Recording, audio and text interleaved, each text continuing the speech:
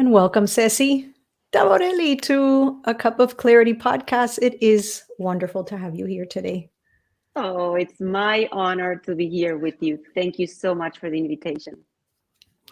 We are talking about such an important topic today, communication, which I know is your forte, and that's part of why you're here to have this conversation together. You are actually my first guest of season 2. So Wow, what an honor. we are starting with Thank a you. bang. Yay, I No love it. pressure, no pressure to be absolutely fabulous, Thank you, which you are. Janet. Now I'm so relaxed. Thank you. It's an honor. So I always like to begin by asking my guests what they are grateful for in this particular day. What is something that you are grateful for? Ooh, I am grateful for so many things. It would take me a long time to list them all, So just but for I think today. the highlight of today is you. Is Oh, the opportunity to co-create this space and talk about something that normally we don't talk a lot. So I'm very, very grateful for you and for the opportunity to share with you today. likewise, absolutely. Ceci, your mission, according to your IG account, which of course I follow, says in Spanish, conversar para vernos, which means, as a translation, conversation so we can see each other. Now, for those of you that don't speak Spanish that are listening in, the word ver, V-E-R, is in each of those words. And that in Spanish translates into English to see. So basically, your mission is being able to see each other when we communicate, which I feel is so powerful. And I guess my first question to you is what led you to this work that you do and helping others really learn to communicate more consciously?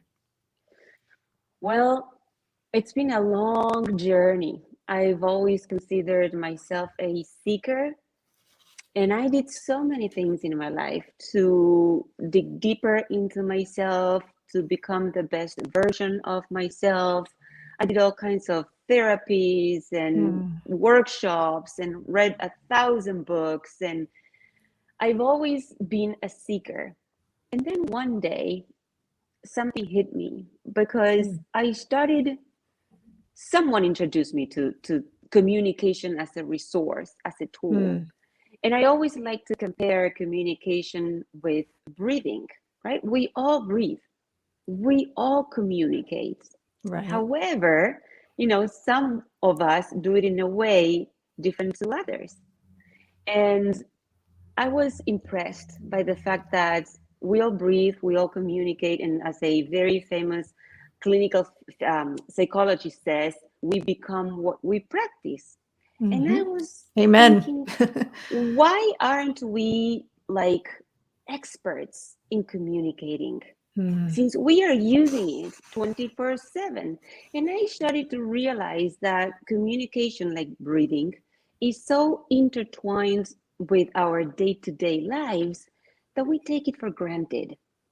So when someone pointed towards communication and I started putting attention and focus and mhm. started digging deeper and being more aware of it, I started to find one of the most powerful resources in my life. And the best news is that it is available 24/7. It is Yes. abundant, it is free, and you can teach yourself if you know how to listen. So suddenly I was in love with communication. Mm. And another example that I love sharing is something compared to toothpaste. And you're like, Oh, what? Toothpaste? yes. What does that have to do with anything here? Okay, well, let me ask you this question then. What do you use toothpaste for, Janet? Obviously, brushing my teeth several times a day to keep the dentist away as much as I can. And I used to use it for the same exact purpose until someone, as I expressed before about communication, told me, don't you use toothpaste to clear your pimples? I'm like, what? No. And that person said, you know, that toothpaste has so many other uses that you can benefit from. Like you can cover nail holes on walls, you can clear pimples, you can make your jewelry more shiny, you can whiten sneakers with it. And I'm like, whoa, where have I been living all these Right. I was years, going to right? say, I think I'm going to Google that after the podcast uses for toothpaste. And it's the equivalent to communication, right? Yeah. So it's been a journey where I started to put more attention and focus on communication and dig deeper and self-educate, and it just grow my awareness around it, Yeah. and my whole world changed because of that. And I assume that communication, did that start with yourself? Like starting to have that inner dialogue with yourself in different ways in your life? Absolutely. As always, I think it's Tony Robbins who said the quality of your life is the quality of your relationships. And your relationships are based on the quality of your communication. And as Yeah. you just said, it starts with the communication with yourself. Yeah. So that's the first step. What are you telling to yourself? What are you saying Mhm. to yourself? What's your inner dialogue? And then, of course, if you're not very comfortable listening to yourself, it doesn't Mhm. matter. Because when you talk to someone, all it takes is for you to have an active listening so that you can catch yourself saying things, repeating things.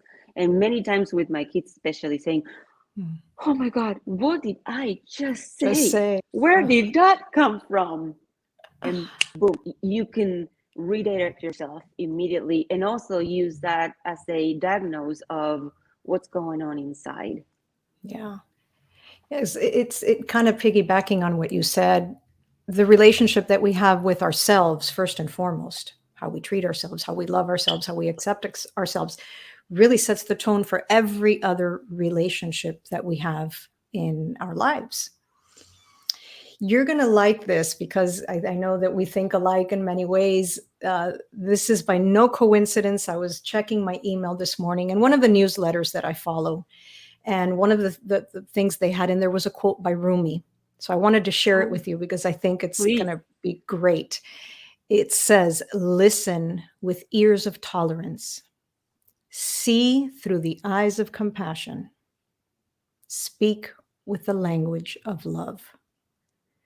And I thought, wow, that is perfect for my conversation with Ceci today, because I think this is what we should all aim for in how we communicate with others. But it doesn't always happen that way. Why is it that we have such a hard time? And communication is such a difficult part of so many of our relationships. Well, that's a difficult question to answer. But you said relationships, and relationships are comprised by two people. Mhm. And I guess it's what those people are committed to and how much awareness there is in each one of them. Right. So I would say maybe the main reason why we struggle so much when we communicate with one another is a lack of awareness, Hmm. is a lack of understanding of these toothpaste, is a lack of education on all those benefits that we can take advantage of when we know more about that tool. So one of the greatest shifts that I felt in my life when I started working with communication as a resource was to see communication as a way of contributing. Hmm. So instead of just going out there and talking and conversing, I said, I'm gonna make this my offer to the world. And what Rumi said is not just the words that come out of our Yeah. mouths, is the energy that you carry, is your Yes. gestures. Is like, oh, I'm talking to you, but oh yeah, wait, my phone, and I'm thinking about what I'm gonna eat for dinner, and Right. then I'm Right. worried about tomorrow, it's a weekend, and I'm not fully present. So it's my presence, is my Bringing energy, all of you, right, to it. all of it, all of it. Mhm. And looking at the entire package as my contribution to the world. So it's interesting what you brought to the table, because many times I hear from people, oh, I'm not going to have it. I'm going to be honest. I'm going to tell her, him, whatever I think and feel. I need to be honest and authentic. I'm just going to give it to him. And they just put all the anger and Mhm. resentment on the table and walk away feeling maybe a little bit lighter and relieved momentarily. But then I wonder, what did you really contribute? Right. Because the table that you threw everything on is the same table that I'm going to eat from. All we're doing with one another is creating environment and spaces that we all share. So it's not just enough to say, I told her, finally, I was able to be honest and tell her everything I think about her and what she did to me. I've been keeping this for so long. So now I vomited everything on the table so you can have it. And I feel lighter and relieved. Well, I have news for you. Mm. That table is my table also. Yeah. So it's a different way of looking at communication. It's a different way of connecting with the world inside and around us. Yeah. Yeah. I love the quote by Brene Brown, who says, that as humans, we are hardwired for connection. And one of the things that I know she speaks about in her work when it has to do with connection and vulnerability is that part of wanting to be seen. And I think communication is a way, if we do it correctly, and if we're there, as you said, and two people, and our whole being is there, we are providing that other person the space, right? We're giving them a space to be able to be, and giving of ourselves by listening, by being there, but also by allowing that person to feel like they are seen. I think that's so important. And oftentimes, like you said, our lives just are so busy, and we're just kind of having a conversation, but it's not like a thing where we're really present. So I think awareness, like you said, doing that, what are some ways that we can really make that a practice, to come to the table already with an intention, first and foremost, to be present?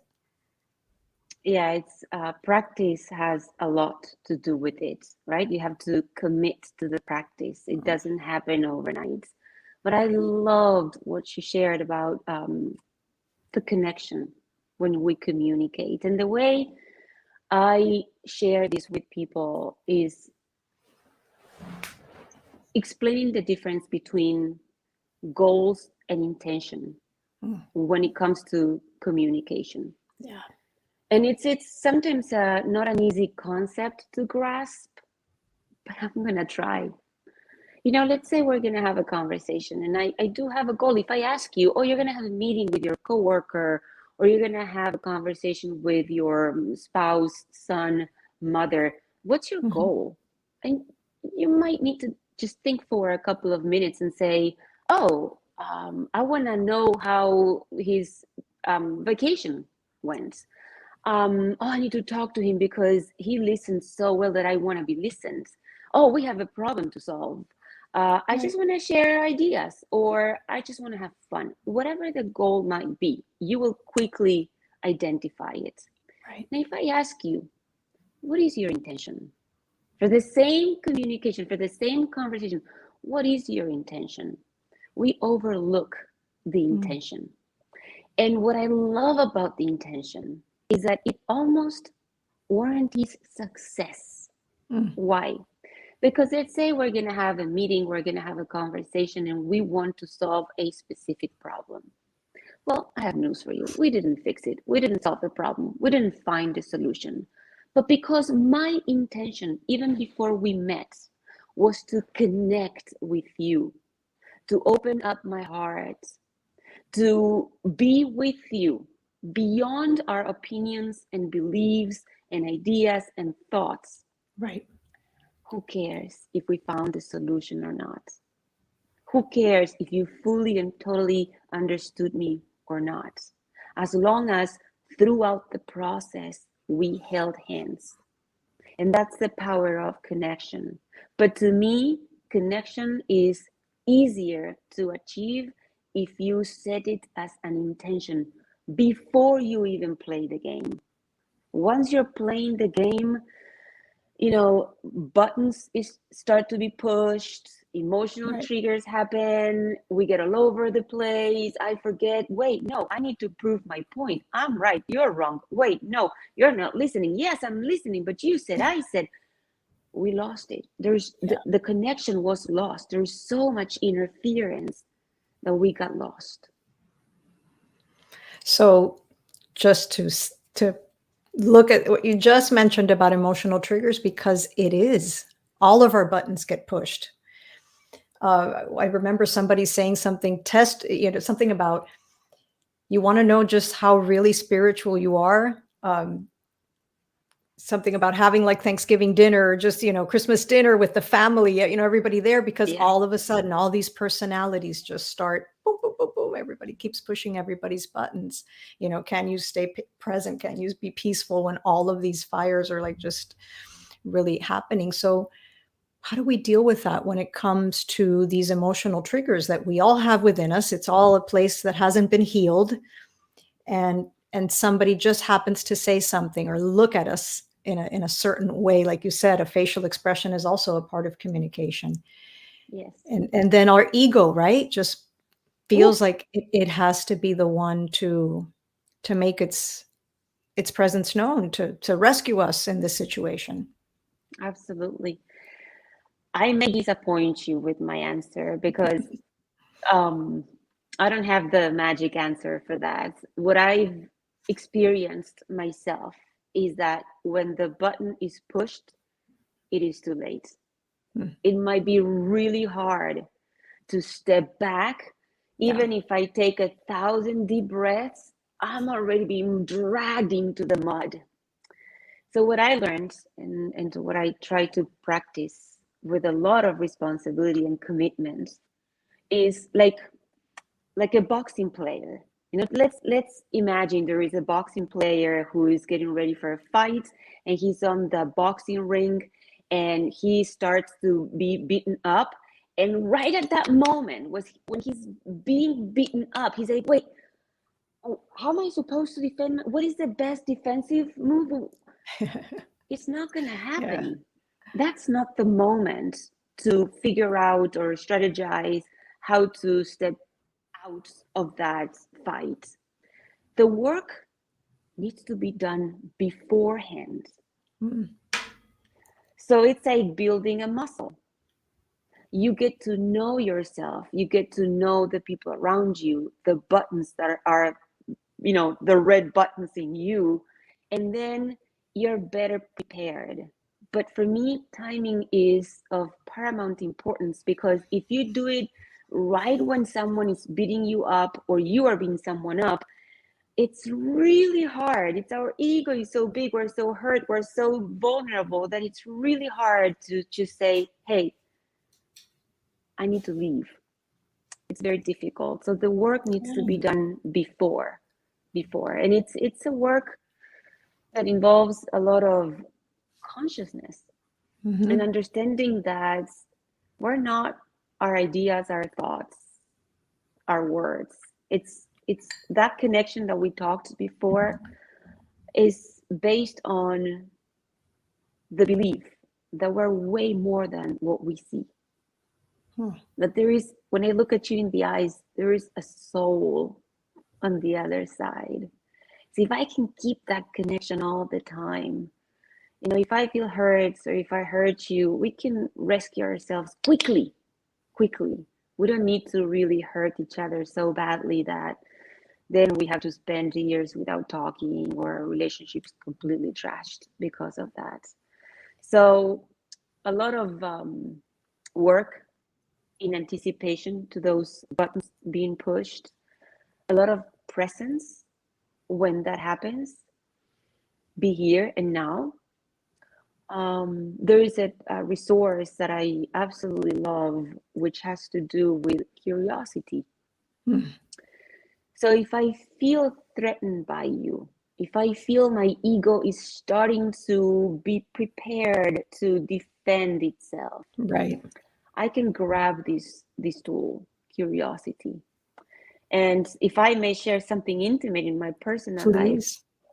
one of the hardest places to use that curiosity has been with my kids, Hmm. they are teenagers. Because I've been programmed to believe that because I'm the mother, I know better.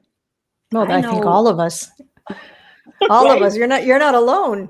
Thank It's you. how we know. It's I think our parents too were, Our parents and as too. a Spanish culture, there was a saying in Spanish, because I say so. In Spanish, porque lo Period. digo yo, because I say so, and it was Así like mismo. that's it.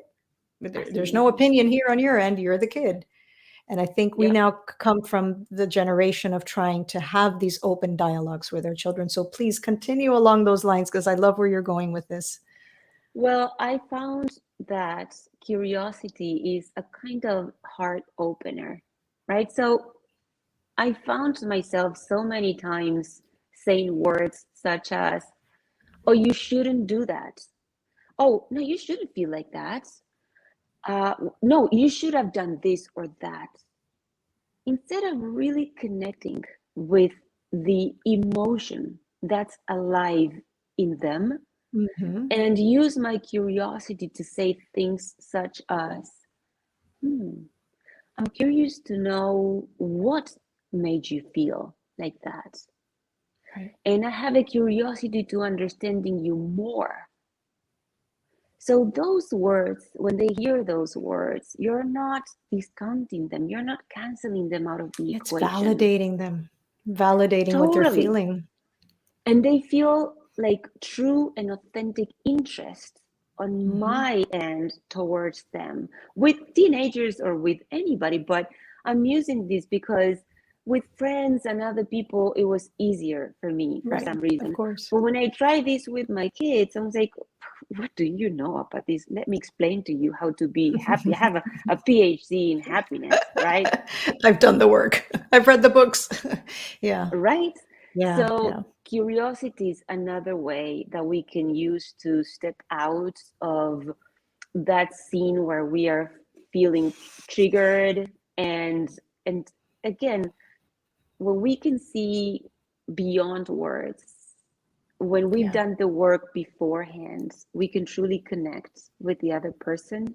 And I've witnessed myself shifting slowly throughout the conversation Sure. from anger, Mm. frustration, resentment to one of the most beautiful gifts in this life, Mm. compassion. Yeah. Compassion. And I want to say it's Deepak Chopra who has a saying, and it's a whole idea behind it, just like me. So his idea behind that is when we get frustrated, let's say, with a bad driver on the highway, and they cut you off, and you're saying, why did this person cut me off? It's kind of going back into, well, just like me, I cut somebody off last week. See, like, but it goes a little more beyond that, obviously, Ceci. It's more about we're all human. And so when we sort of dive into the just like me practice, it's being able to see that other person across from you, that other person at work, the person in front of you in line at the grocery store, and know that here's a human, that wants to be loved just like me.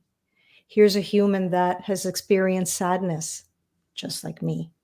And you go on and on and on. You can kind of go through all these different statements, but um, I find it to be such a beautiful practice because it opens us up to against that it's you against me, which you had mentioned at the beginning. There's like trying to blur the lines of that feeling of separation, especially when we come into conversations that are a little bit tough, right, to have, or we come with our agenda. A lot of times you mentioned Oh, how important intention is, but I find a lot of times people come to conversations and communications with an agenda. That's manipulation, not intention. absolutely. But I was kind of laughing inside when you mentioned that phrase, just like me, because I was tempted to interrupt you and say, I don't use that, but I've used the just like mom phrase Just so like many mom. times. And that's pretty scary, let me tell you, Yeah. because one of the things that helped me a lot to redesign my communication um, identity, as I call it, is Mm, to stop and reflect on how I was raised. mm. And I am a firm believer that communication is inheritable. Oh, Like we may 100%. one, right? And I'm just going to the tell you a thought of story. that, Yes. please do so, because just the thought of that, just the thought of I inherited a lot of communicational traits from my parents, my siblings, my educators.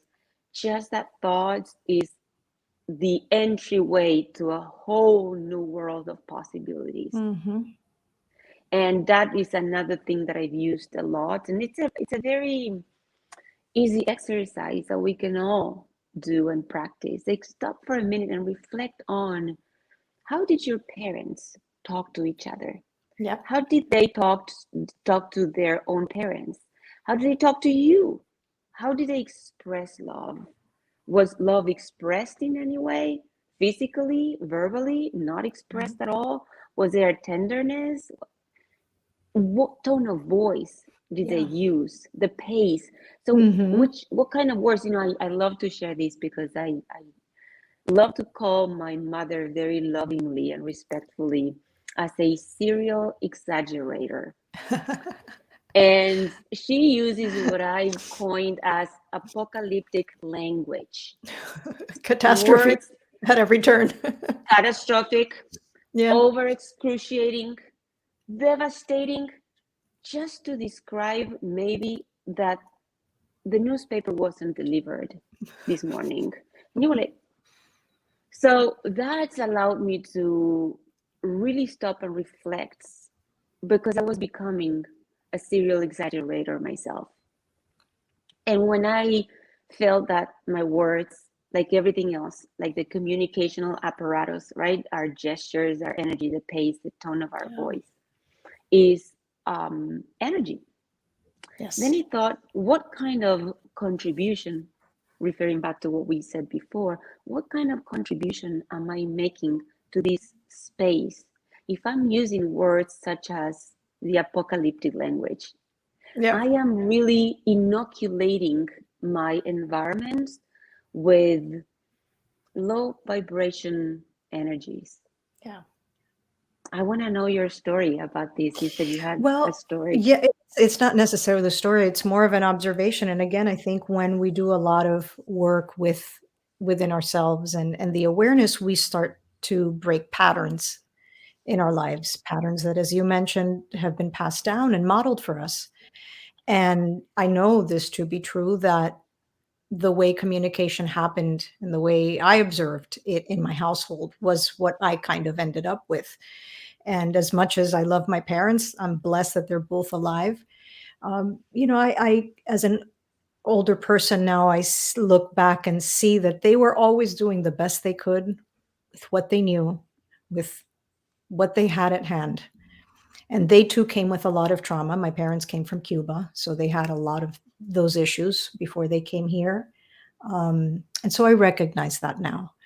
But my father was somebody that, when in a conversation with anyone, whenever things didn't go his way, it's almost like he became a little child and he would just throw his hands up and just shut down and walk away. Mid sentence, you could have been talking. Mid sentence, he would Wow. just leave the room. And in my marriage, years later, I got married when I was 27, kind of late by Hispanic terms. But I found myself doing that, shutting down and avoiding, just going to the room and shutting the door, and maybe coming out a few hours later, maybe coming out a few days later. And I didn't see it at the time. It wasn't until many years later that I realized, oh my goodness, Hmm. this is my father. And Hmm. so I had to consciously. right? Work through that and catch myself and understand that that was not productive, that that was a trait I needed to let go of. So thank you for bringing that up, because I think for those that are listening, it's important to pay attention to these patterns in our lives, and are they serving us, and is it time to really cut the cord of that pattern in our life. Yeah, I like to say that communication without intention may cause tension. Communication without intention Love may that. cause tension. So when you're really conscious of the intention, you can make a difference. And making a difference doesn't necessarily mean changing the other person. Mm, It means accepting, as you just said, yeah. that the other person is doing the best he or she can. So I got to the point where I rebaptized communication, intention, Mm, because that reminds me of what are you gonna intend today? yeah. And it brings me back to that place of using communication as a vehicle or a bridge. Because it's very interesting how I know a lot of people who tell me we love each other deeply. Mm, We just can't understand each other. We just can't live under the same roof. I speak Japanese and he or she speaks Russian. So the love is there, but we can't understand each other. And it's a very interesting opportunity if we have the patience and the discipline to really dig deeper and work on it. Because I think, and this is my personal perspective on this topic, that love is so powerful. mm, And it's like the foundation. But then communication is sort of the structure that we build on top of it. So we have love here, which might be completely solid and strong, but then we build the structure. You and I love each other dearly. Okay, the love is there. But Janet and Cecilia are going to build something together. right. When you're aware of that, you may want to discuss what and how you're going to build that. Because Cecilia may be super Mm, happy living in a beach hut, but right. Janet wants to live in a castle or in a one-story house. So we don't always take the time to work on our communication styles so that Hmm. we can understand each other, not necessarily on the content of what's being discussed at the very moment, like Right. the boxing player, that's too Hmm. late. We need to have done the work beforehand. So, Janet, what would you like to build on top of this foundation that we know it's there? We feel in our heart. We know it here, it's there. Okay, well, I'll be happy living in a tent. Oh, no, I need a little bit more like structure around me. I need bricks. Oh, what kind of bricks? And why do you like a tent? And what's good of a tent? Right. So And that's that's where you when can we start. compromise a little bit and start to So work the work through that. understanding comes again before the moment we make the statement, oh, we don't understand each other.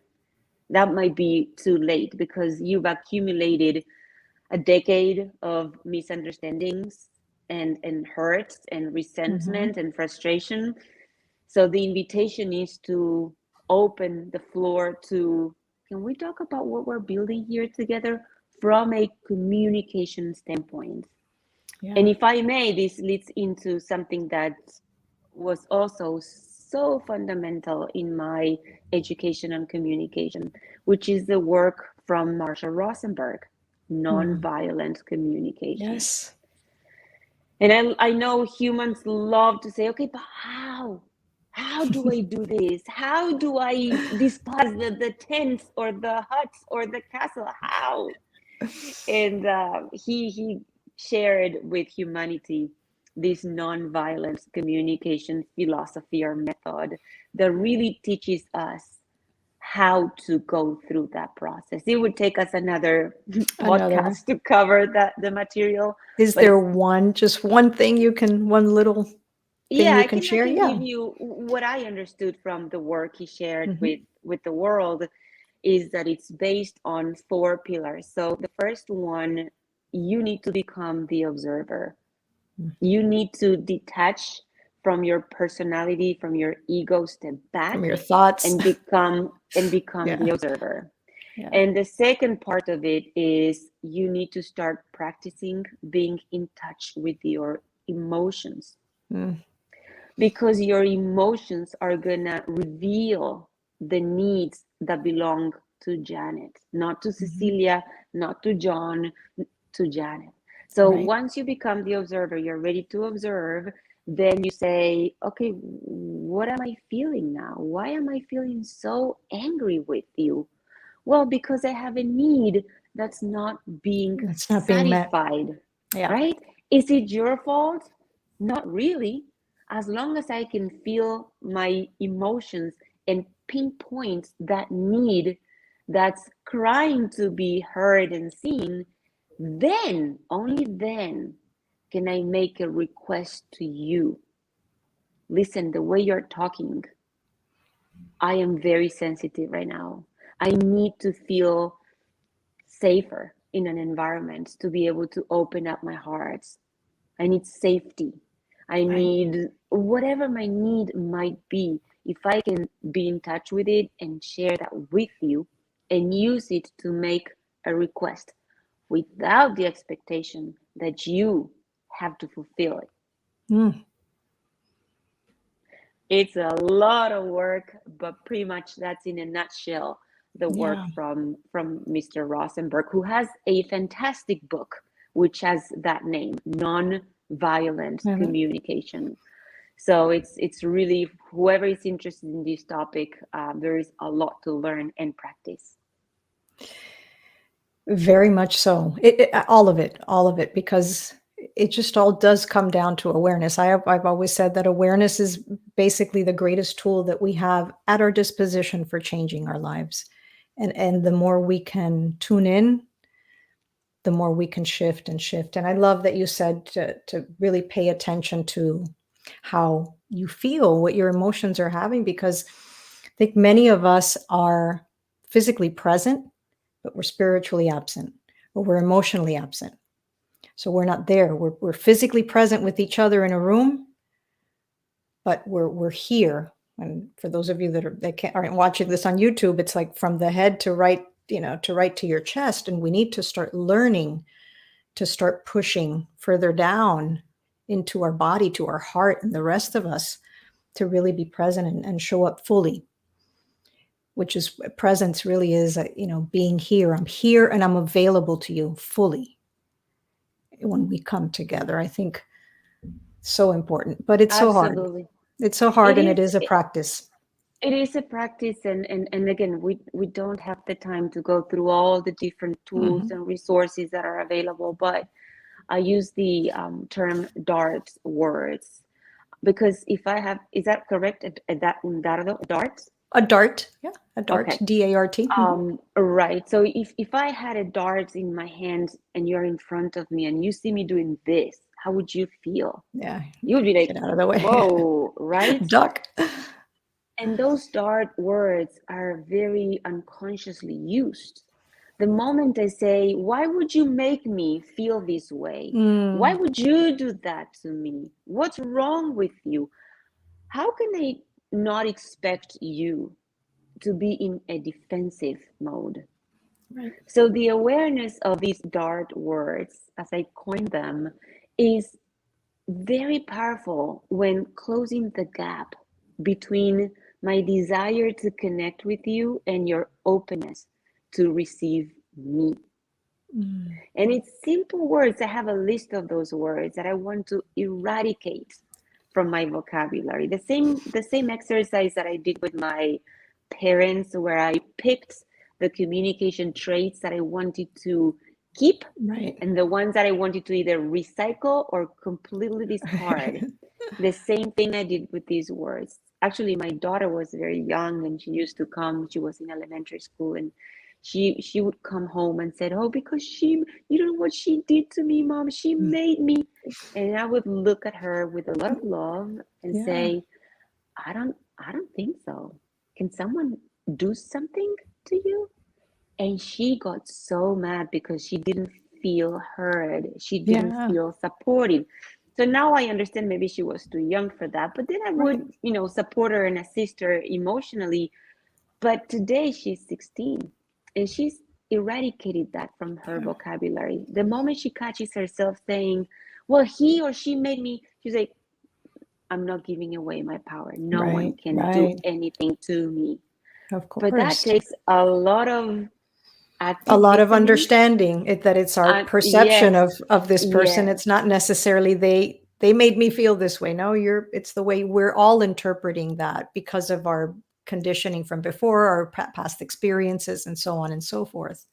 But that's great that you started to do that even from when she was young. We need to do more of that with our kids, helping to yes. empower them If we with the can right use words. communication to help each other suffer less, if Mm, only, right?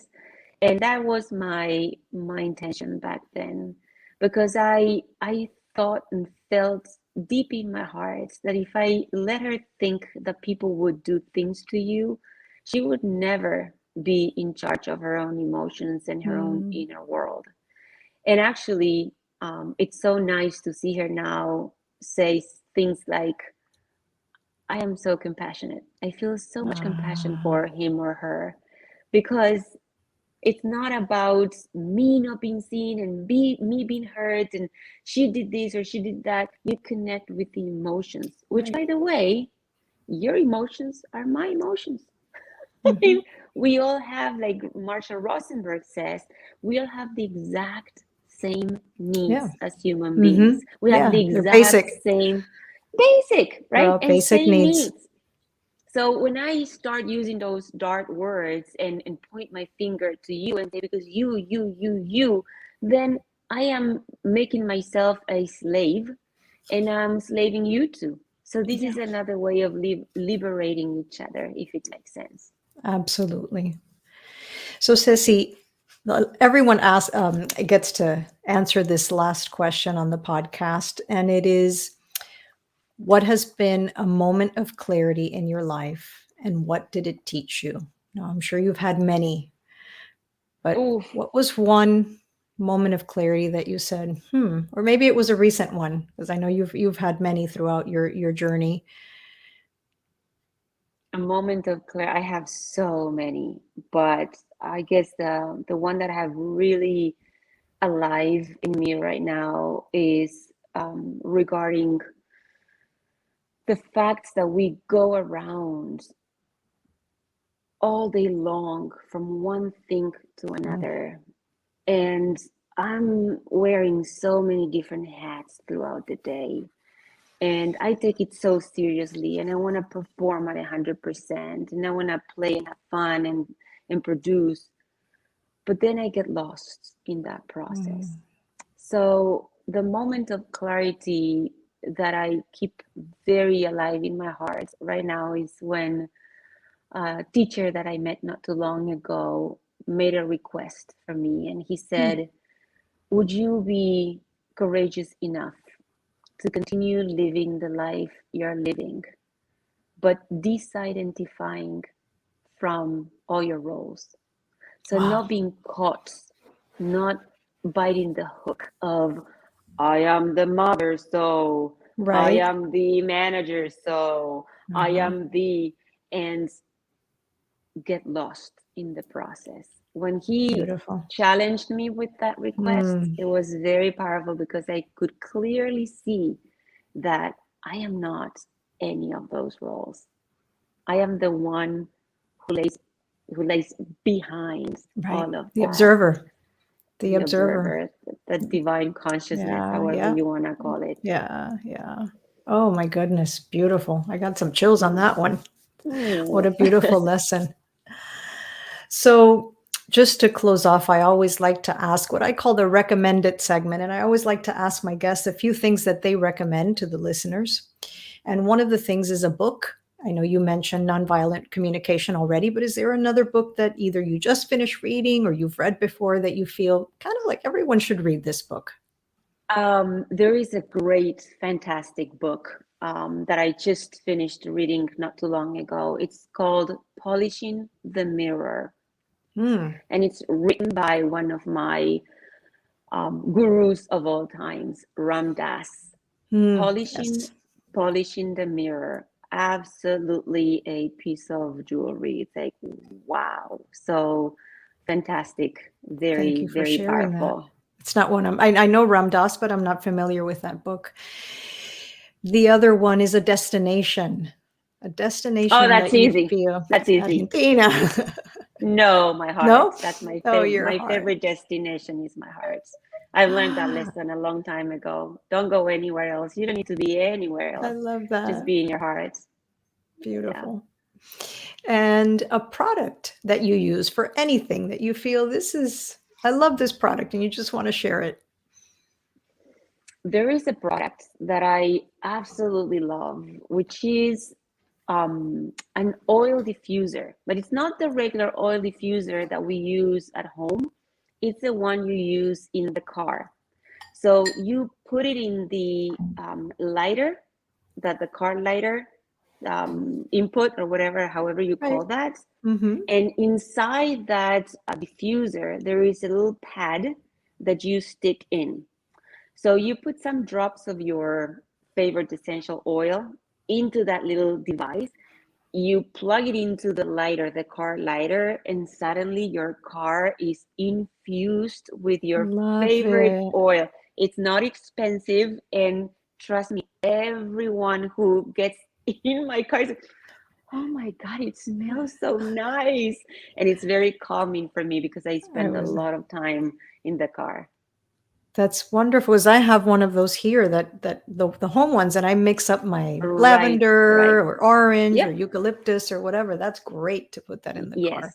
absolutely. Ceci, thank you so much for your presence here today, for your wisdom, for sharing from your heart. Any final parting words today? Um, if anything, I'd like to make sure that we accomplished today the task of increasing the awareness around communication. Such a day-to-day, tool and resource that we tend to take it for Yeah. granted and lose sight of it. So if at least you can, from now on, start using communication as a way to contribute in this world, just watch your words, just watch your energy before you talk, and make sure you are contributing the right amount of love that's so needed these days into Yes. this world. So wonderful. We can always just think are my words going to uplift someone at this moment? Are they going to leave me better than when they came? And I think that's That's just right. ties it all in together. Wonderful. That's right.